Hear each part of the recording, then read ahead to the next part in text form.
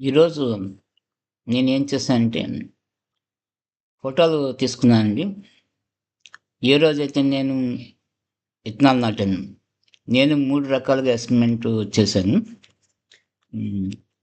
వీటికి 5, 6, 7 అని నంబర్స్ పెట్టాను.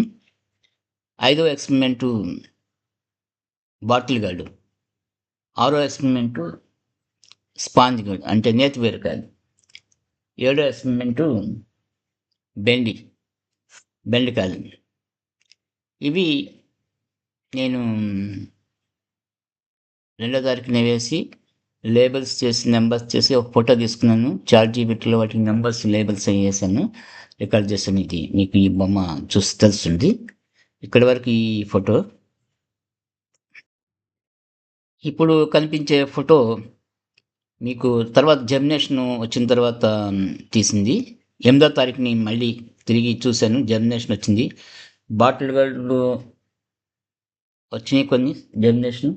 తర్వాత బాటిల్ గార్డ్ అంటే సొరకాయ, ఆనపకాయ అంటారు. తర్వాత స్పాంజ్ గార్డ్ నేతి బీరకాయల్లో కూడా వచ్చింది. నేతి బీరకాయలో బాగా ఎక్కువగా వచ్చినట్టు కనిపిస్తుంది. బాగా గ్రోత్ ఎక్కువగా ఉంది. తర్వాత బెండిలో కూడా జెమినేషన్ వచ్చింది. అవి కూడా బాగానే వచ్చినాయి.